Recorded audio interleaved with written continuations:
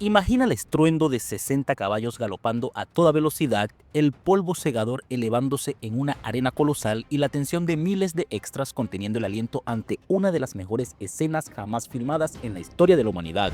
¿Y sabes qué es lo más sorprendente? Que se grabó hace casi 70 años. La carrera de cuadrigas de Ben-Hur no es solo una secuencia de acción, es una proeza técnica impecable, emocionante y perfecta que incluso 7 décadas después nos deja sin aliento y nos hace desear que durara una eternidad. Pero lo que el público no sabía mientras veía a Charlton Heston y Stephen Boy jugarse la vida entre ruedas de madera y látigos es que detrás de esa perfección se escondía una historia de supervivencia corporativa sin precedentes. Una Metro-Goldwyn-Mayer herida de muerte, perdiendo $15 millones al año, lo que serían más de $173 millones actuales, y apostando su última moneda a un proyecto que parecía destinado al fracaso. Esta es la crónica de un milagro cinematográfico nacido del caos, una producción que sobrevivió a la muerte fulminante de su productor en pleno set y a una guerra interna de directores para convertirse en un coloso artístico. Desde el escandaloso subtexto homoerótico que Gore Vidal inyectó en secreto para dar sentido al odio de los protagonistas, hasta la injusticia histórica de dejar a Stephen Boy sin un Oscar que muchos consideran el mayor robo de la academia, Ben-Hur lo tuvo todo. Con un legado que inspiró a genios como George Lucas y Ridley Scott y un récord de 11 premios Oscar que solo gigantes como Titanic y El Señor de los Anillos han logrado igualar. Esta película es un testimonio de que el gran cine puede ser al mismo tiempo un espectáculo masivo y una obra con calma. Prepárate para descubrir por qué, en una valoración de 10 de 10, Ben-Hur sigue siendo el rey indiscutible de las superproducciones. Mi nombre es David Rojo y esto es Panorama Curioso. Let's go.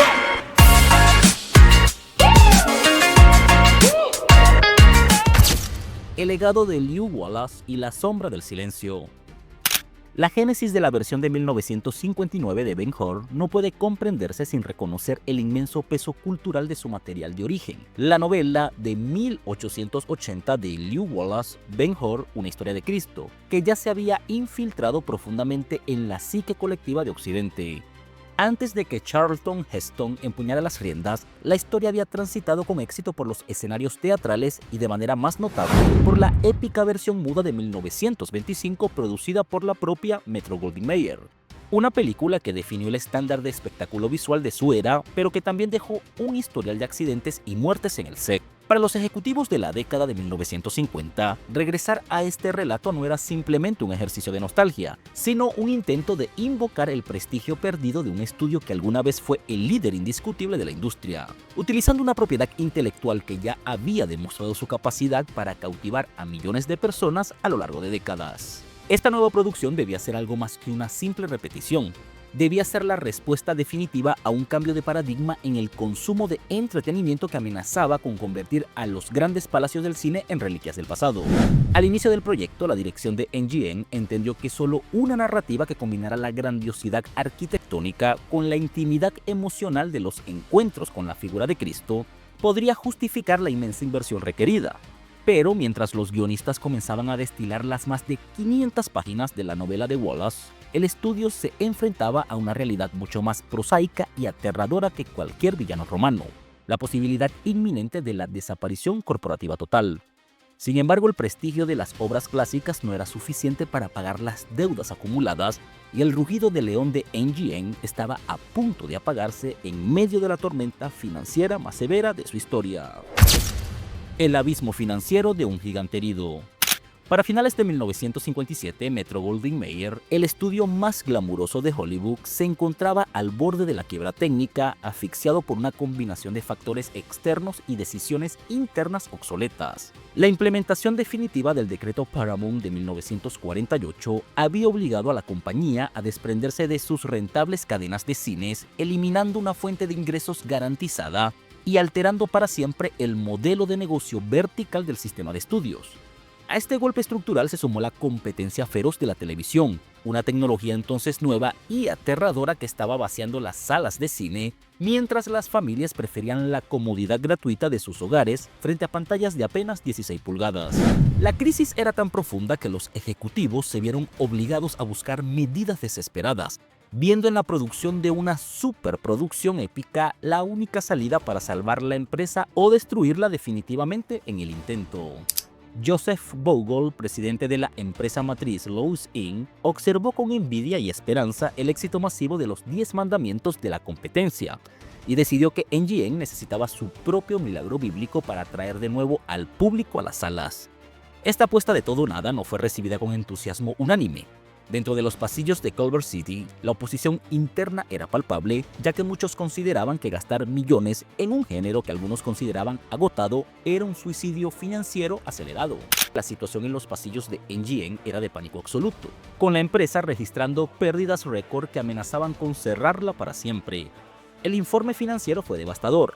De las 20 películas producidas internamente esa temporada, 19 resultaron en pérdidas totales, acumulando números rojos que superaban los 15 millones de dólares, más de 143 millones actuales. Joseph Bogle se vio obligado a implementar recortes brutales y despidos masivos de personal técnico, mientras el rumor de que el león dejaría de rugir se extendía por Hollywood. La crisis no era solo económica, sino también política. Estalló una guerra de poder interna entre Bogle y una facción liderada por Louis B. Mayer, quien llamó a Bogle tonto e incapaz en un intento de retomar el control. Mientras el consejo de administración presionaba para liquidar activos y vender la biblioteca de cine a la televisión, Bogle insistió en que Ben-Hur era la única salida. Pero el riesgo calculado de Bogle necesitaba un arquitecto capaz de transformar el miedo en espectáculo, alguien con la experiencia suficiente para manejar la presión de un estudio que se desmoronaba. La apuesta de Joseph Bogle y el factor Zimbalist. Bogle comprendió que para sobrevivir a la era de la televisión, el cine debía ofrecer algo que la pequeña pantalla no pudiera replicar: escala, color vibrante y una experiencia inmersiva de carácter épico. Inspirado por los resultados de taquilla de Paramount, Bogle anunció en 1957 que MGM seguiría adelante con el remake de Ben-Hur, a pesar de que el proyecto había estado en un limbo de preproducción desde 1952 debido a retrasos, cambios de dirección y guiones insatisfactorios. La decisión fue vista como una maniobra temeraria, pero Bogle confiaba en que la marca Ben-Hur todavía poseía un valor intrínseco capaz de movilizar a las masas si se producía con una calidad técnica sin precedentes. Para liderar este proyecto cinematográfico, Bogle recurrió al productor Sam Zimbalist, un veterano de la épica que ya había demostrado su valía con Quo Vadis en 1951, una película que salvó a MGM en una crisis anterior. Zimbalist no era solo un administrador de recursos, era un hombre con una conexión personal con la historia de Ben-Hur, habiendo trabajado como montador en la versión muda de 1925. Esto definitivamente le daba una perspectiva única sobre los errores y aciertos del pasado. Zimbalist sabía que el éxito no vendría solo de la magnitud de los decorados, sino de la capacidad de la película para humanizar a sus protagonistas en medio del espectáculo colosal. Con el respaldo de Bogle y la visión Zimbalist, el siguiente paso era encontrar al hombre que pudiera orquestar este caos creativo bajo la sombra del fracaso inminente. El dilema de William Wyler y el rechazo inicial. La elección del director fue un proceso tortuoso que reflejaba la importancia crítica del proyecto para el futuro de MGM. Sam Zimbalist estaba convencido de que William Wyler era el único capaz de dotar a la película de la carne y la profundidad emocional necesarias para que no fuera simplemente una sucesión de escenas de acción. Sin embargo, Wyler, un perfeccionista conocido por sus exigencias obsesivas y sus múltiples tomas, rechazó inicialmente la oferta, considerando que el guión que se le presentó era primitivo y carecía de una estructura dramática sólida. Wyler temía que una producción de tal escala asfixiara su estilo cinematográfico íntimo y lo atrapara en una obra de trabajo mediocre sin valor artístico real. El acuerdo final que llevó a William Wyler a la silla de director fue un hito en la historia de Hollywood, reflejando tanto la desesperación de MGM como el estatus de estrella del director. Se le garantizó un salario base de $350,000, $4 millones en la actualidad, la cifra más alta pagada a un cineasta por una sola película hasta ese momento. Pero no fue solo eso, además se le ofreció un lucrativo paquete de participación en los beneficios, el 8% de los ingresos brutos o el 3% de los beneficios netos, lo que fuera mayor. Esta estructura de contrato no solo aseguraba la lealtad de Wyler, sino que lo convertía en un socio directo en el éxito o el fracaso financiero del estudio. Esto, por supuesto, lo iba a incentivar a crear un producto que fuera a la vez una obra de arte y un fenómeno de masas. Wyler no solo buscaba la seguridad económica, su motivación estaba profundamente ligada a una rivalidad profesional con el estilo de DeMille, a quien respetaba, pero de quien quería diferenciarse inyectando matices psicológicos en la grandiosidad.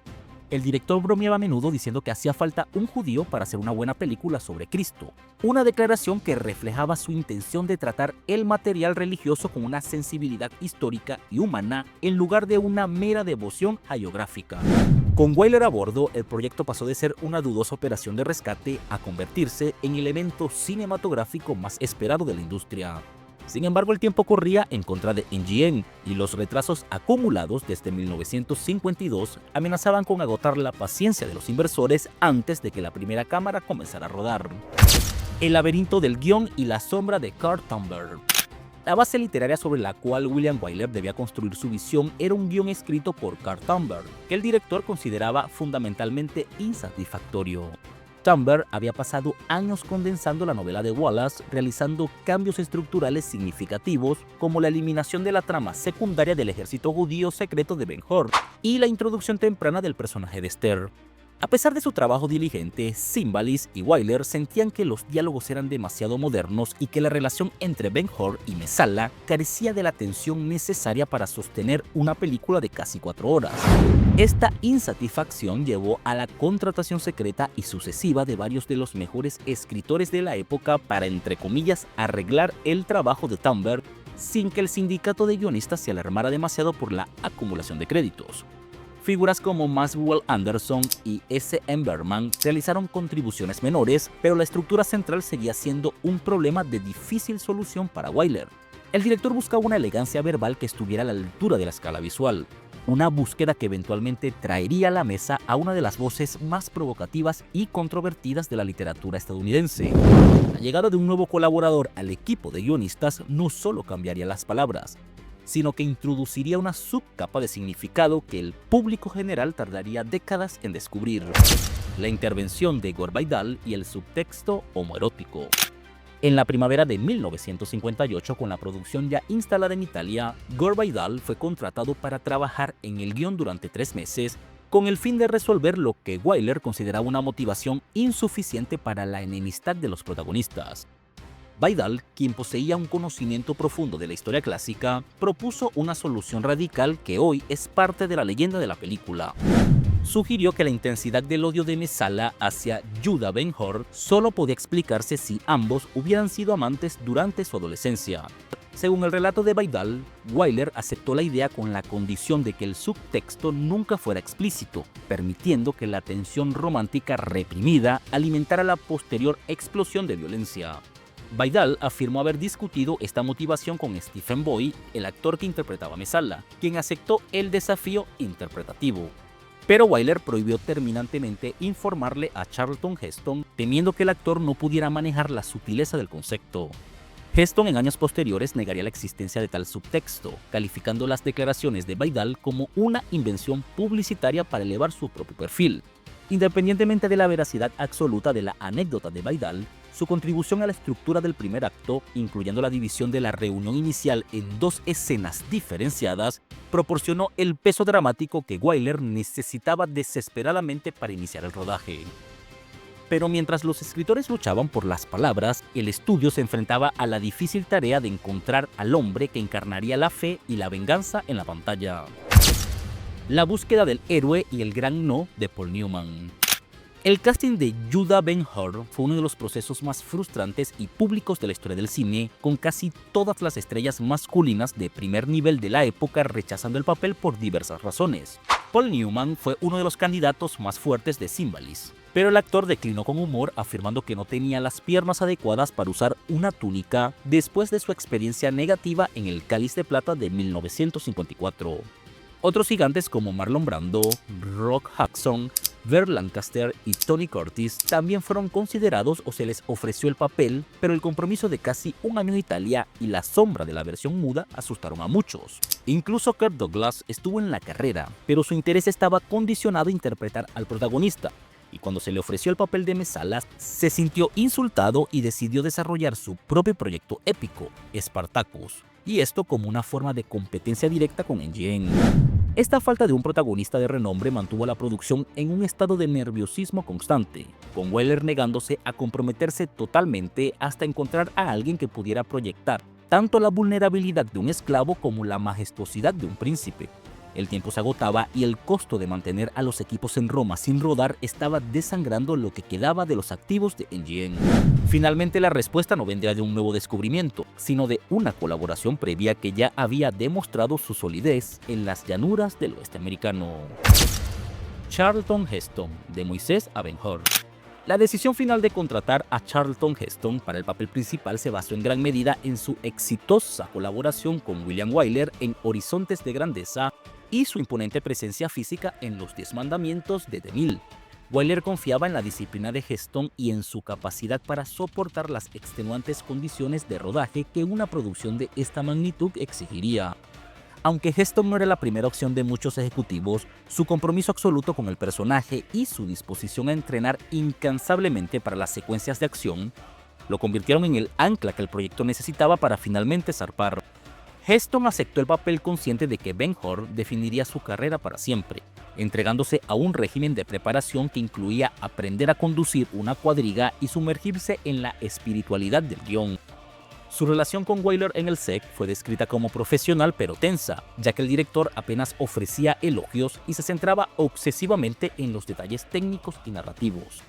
A pesar de las fricciones, Heston reconoció que el gusto impecable de Wyler elevaba su propia interpretación a niveles que nunca hubiera alcanzado solo, creando una sinergia que se reflejaría en la potencia emocional de la película terminada. Stephen Boyd y la formación de Messala. Para el papel de Messala, el amigo de la infancia convertido en opresor romano, la producción seleccionó al actor irlandés Stephen Boyd, cuya mirada intensa y arrogancia natural encajaban perfectamente con la descripción del personaje. A diferencia de Heston, Boyd fue informado por Vidal y Wyler sobre el posible trasfondo homoerótico de su relación con Judah, lo que le permitió inyectar una capa de amargura y herida personal en su interpretación que hacía que su odio fuera mucho más complejo que una simple disputa política. Boyd se convirtió en el complemento ideal para Heston, estableciendo una rivalidad que trascendía el guión y se manifestaba en una competitividad profesional real durante el rodaje. El resto del elenco principal fue diseñado como un tapiz internacional de talento, incluyendo a Jack Hawkins como el cónsul Quintus Arrius y a la actriz israelí Haya Harari como Esther, una elección que Wyler defendió por su autenticidad étnica y su belleza serena. Hugh Griffith aportó una energía vital y un alivio cómico necesario como el jeque Hilderín, un papel que le valdría el reconocimiento de la Academia, pero de esto hablaremos luego. Este grupo de actores fue enviado a Italia con meses de antelación para familiarizarse con el entorno y comenzar un entrenamiento que pocos estaban preparados para enfrentar en toda su magnitud física.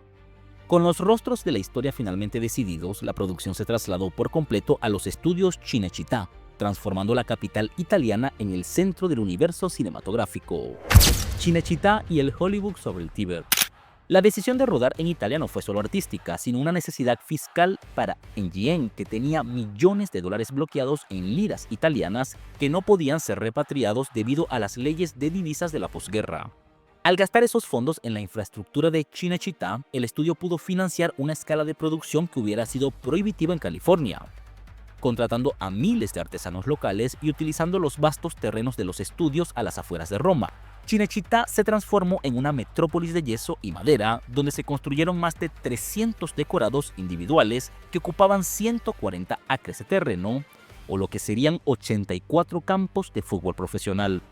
La logística de esta operación fue comparable a una invasión militar, con el Departamento de Arte supervisando la creación de una Jerusalén a escala real y un palacio para la familia Hor, que incluía detalles arquitectónicos de una precisión asombrosa. La mano de obra italiana, famosa por su habilidad en la escultura y la construcción, trabajó bajo la dirección de William A. Horning para producir cientos de estatuas y frisos que dotaron a la película de una textura visual inigualable. Roma se convirtió en un imán para celebridades y turistas que acudían al set para presenciar la construcción de lo que se prometía como la película más grande de la historia. La batalla naval, miniaturas y magia técnica.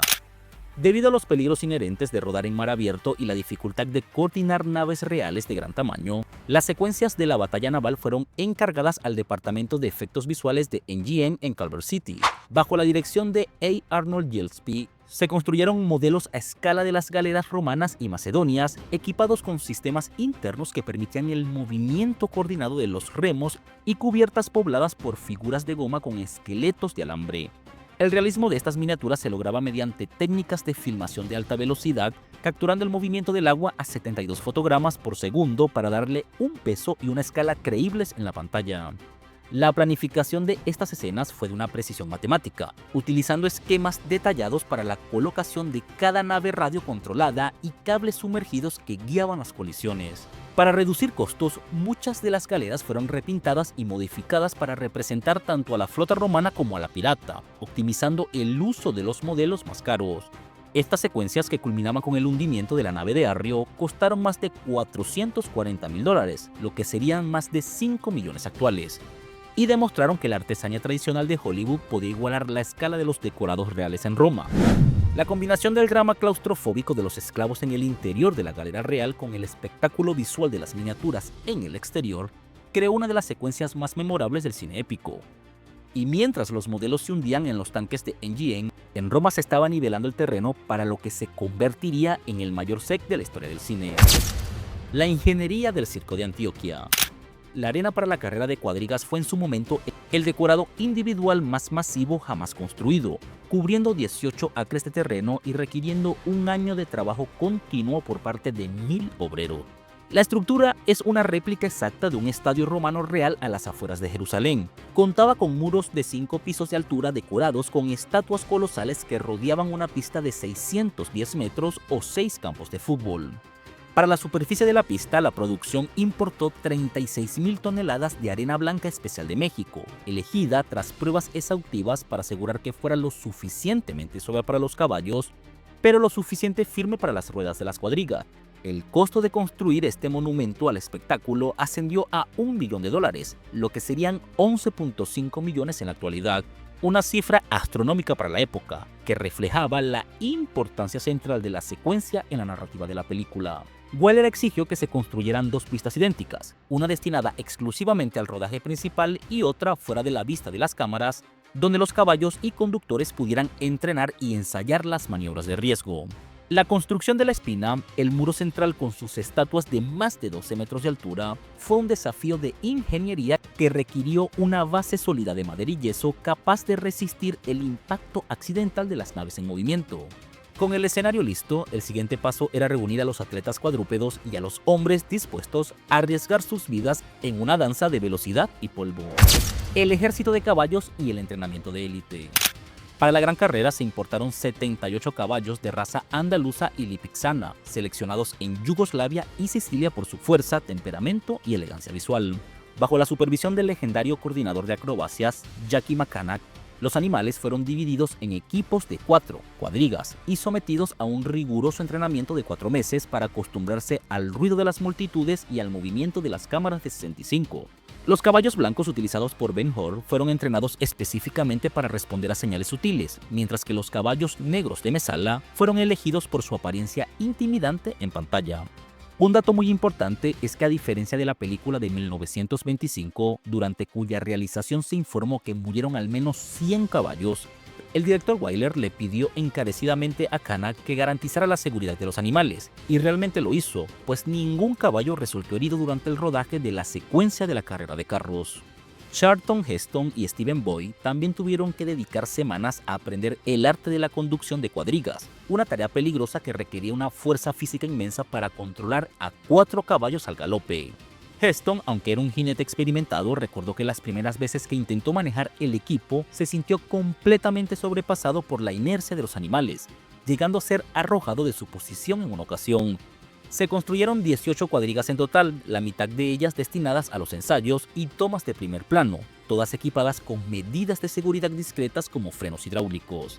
La preparación fue tan exhaustiva que la carrera no fue vista solo como una escena de película, sino como un evento deportivo real capturado por el ente de Wyler. El incidente de Joe Cranach y el mito de la muerte en el set. Durante la filmación de un salto planeado sobre el naufragio de otra cuadriga, el doble de acción Joe Cranach, hijo de Yakima, fue catapultado sobre el frente de su vehículo debido a un rebote inesperado del chasis. En una maniobra de reflejos asombrosos, Joe logró agarrarse a la barra delantera y mantenerse suspendido mientras los caballos seguían galopando, evitando por centímetros ser aplastado por las ruedas. La cámara capturó todo el incidente y Wyler decidió que el plano era demasiado emocionante para descartarlo, editándolo como un primer plano de Heston trepando de vuelta a la cuadriga para crear un momento de tensión insuperable. A pesar de que Joe solo sufrió un corte en la barbilla, el incidente alimentó un rumor que persistiría durante décadas, que un doble de acción había muerto durante el rodaje y que su muerte había sido dejada en el montaje final por insistencia del director. Esta leyenda urbana se mezcló a menudo con los hechos reales de la versión muda del 25, donde sí hubo accidentes fatales, creando una confusión que NGN tuvo que desmentir repetidamente. Heston en su autobiografía fue enfático al declarar que gracias a las medidas de seguridad de Canal, ningún hombre ni caballo resultó herido de gravedad durante la versión de 1959. Pero mientras la producción celebraba el éxito en la pista, una tragedia real y silenciosa estaba a punto de ocurrir en las oficinas de producción de Roma. La muerte de Sam Cymballis y el luto de la producción. En noviembre de 1958, con la producción ya superando su presupuesto inicial y el calendario de rodaje extendiéndose peligrosamente, el productor Sam Cymballis falleció de un ataque al corazón fulminante. Cymballis había sido el amortiguador emocional entre la perfección obsesiva de Wyler y la creciente impaciencia de los ejecutivos de NGN en Culver City. Su muerte ocurrió en Roma apenas minutos después de haber estado en el set, debido en gran parte al estrés masivo de gestionar lo que entonces era la producción más costosa y arriesgada de la historia.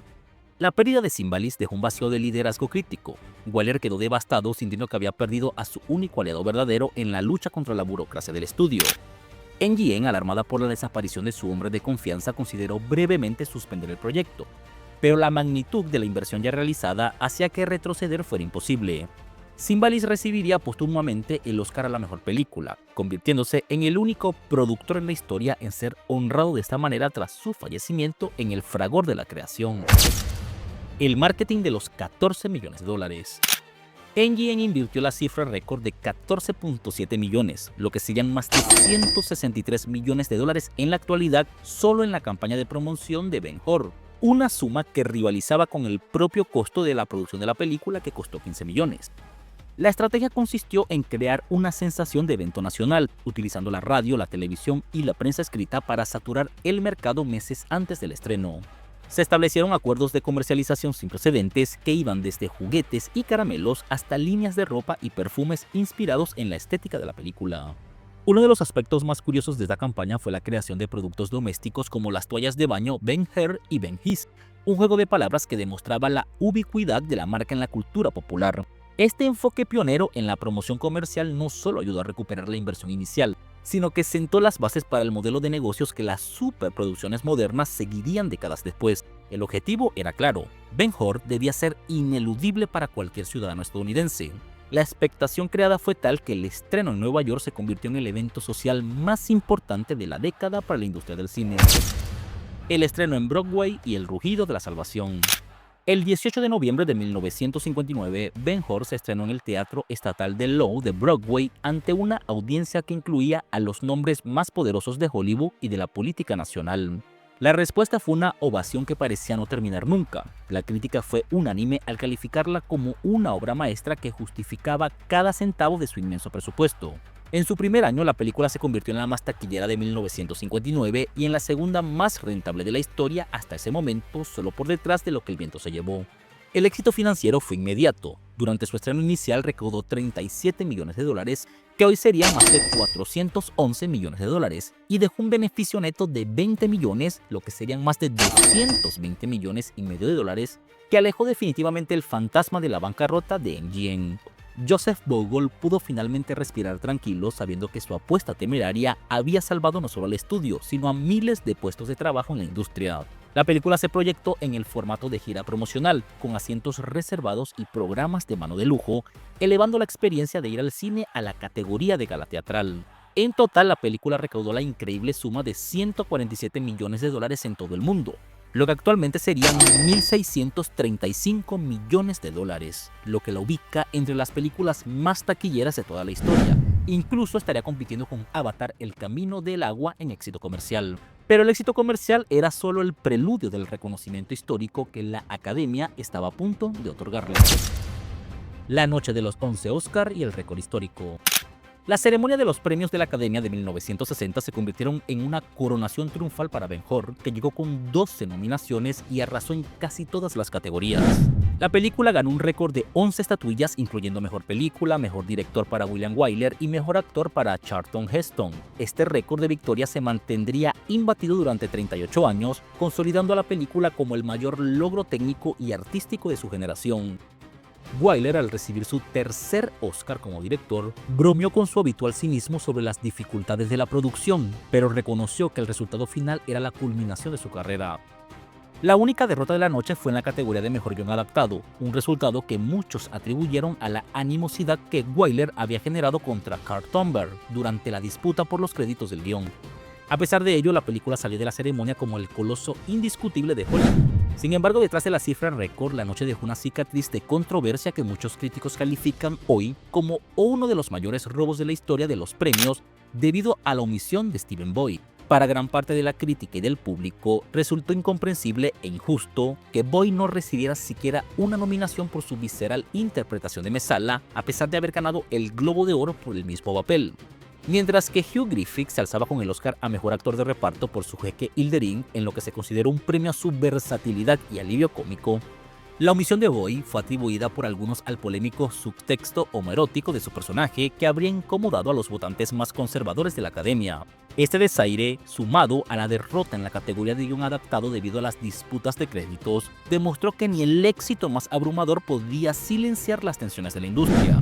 Eso sí, el impacto de estos premios no se limitó a las estatuillas, sino que otorgó a la película una legitimidad cultural que la protegería de los cambios de moda cinematográfica.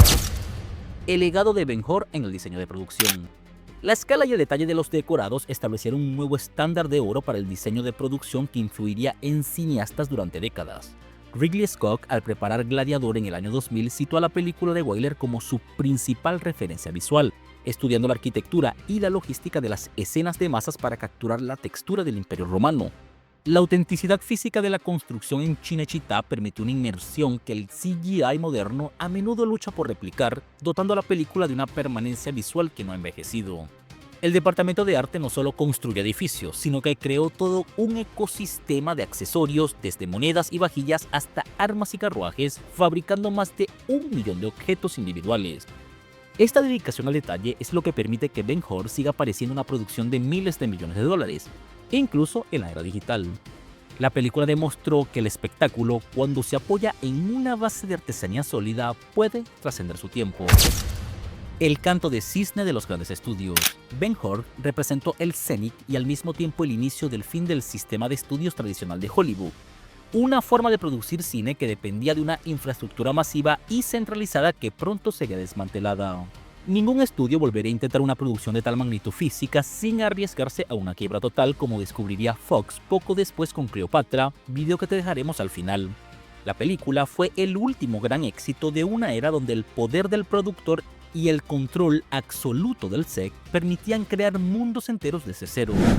A medida que los años 60 avanzaban, el gusto del público se desplazó hacia historias más cínicas y contemporáneas, marcando el declive de la épica bíblica como género dominante. Ben-Hur permaneció como el monumento final de un Hollywood que creía en la grandiosidad emocional y la escala arquitectónica como las formas definitivas de expresión artística. Su éxito fue tan abrumador que en lugar de invitar a la imitación, pareció cerrar el libro sobre el género para siempre. Hoy la película es estudiada no solo como una obra de arte, sino como una cápsula del tiempo de una industria que ya no existe de la misma manera. Las secuelas de la fama para Heston y Boyd. El éxito de la película tuvo efectos divergentes en las carreras de sus dos protagonistas principales. Para Charlton Heston, Judah Ben-Hur se convirtió en la sombra permanente de su carrera, un papel que le otorgó una inmortalidad cinematográfica pero que también lo encasilló en personajes heroicos y severos durante décadas. Heston se convirtió en el embajador de Hollywood, utilizando su prestigio para liderar sindicatos y participar en la vida pública, siempre con el aura del príncipe judío sobre sus hombros. Steven Boyd, por otro lado, a pesar de su brillante interpretación de Messala, no alcanzó el mismo nivel de estrellato duradero que Heston, aunque su trabajo en la película sigue siendo recordado como uno de los villanos más complejos y carismáticos de la pantalla.